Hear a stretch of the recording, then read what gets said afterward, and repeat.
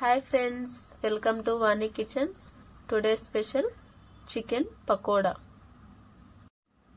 పేరు వింటుంటే నోట్లో నీరు ఊరుతున్నాయా?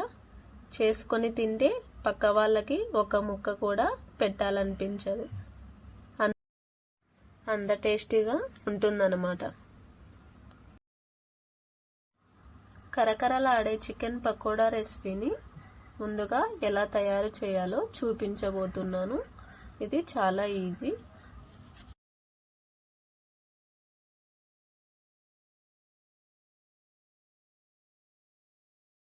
ముందుగా ఒక బౌల్ తీసుకొని అందులో అరకిలో చికెన్ తీసుకొని చిన్న చిన్న ముక్కలుగా కట్ చేసి ఒక 2 times బాగా వాష్ చేసుకోవాలి. ఇందులోకి అప్పుడే దంచి పెట్టుకున్న అల్లం వెల్లుల్లి పేస్ట్ 1 స్పూను, 1 స్పూన్ కారం పొడి, 1/2 స్పూన్ ధనియాల పొడి, 2 స్పూన్స్ శనగపిండి,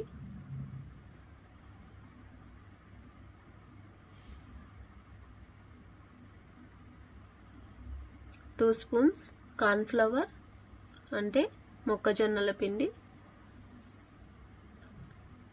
2 స్పూన్స్ బియ్యం పిండి,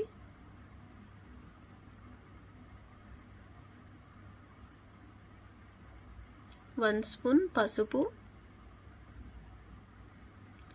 రుచికి తగినంత సాల్ట్,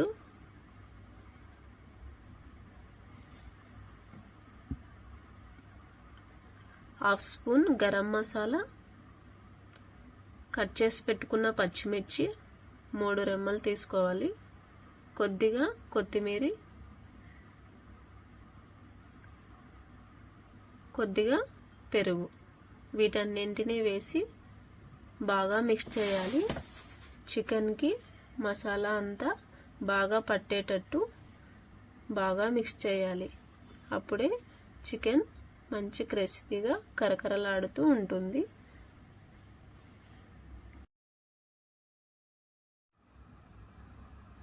ఇలానే ఎంత బాగా మిక్స్ చేస్తే అంత క్రిస్పీగా ఉంటుంది. ఇలా మిక్స్ చేసిన తర్వాత కొద్దిగా ఆయిల్, 1/2 నిమ్మరసం,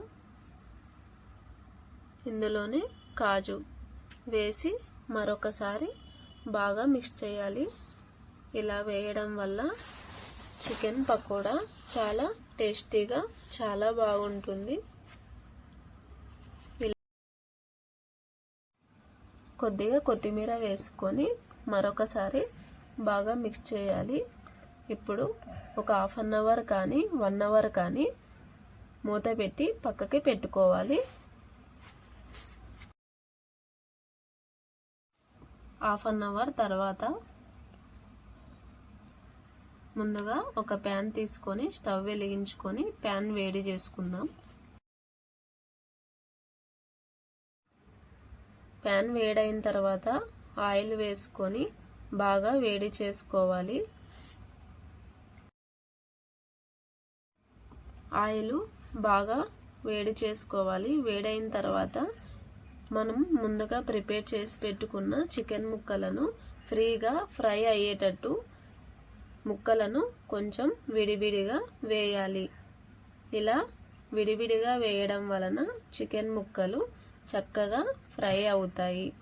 అంతేకాకుండా క్రిస్పీగా రెడీ అవుతాయి.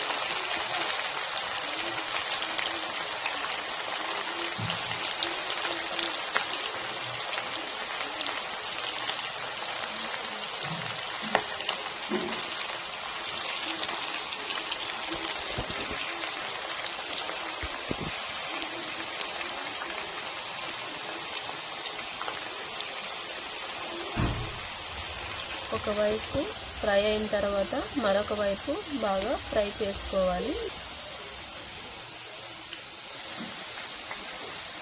వీటిని ఒక ప్లేట్లో వేసుకోవాలి.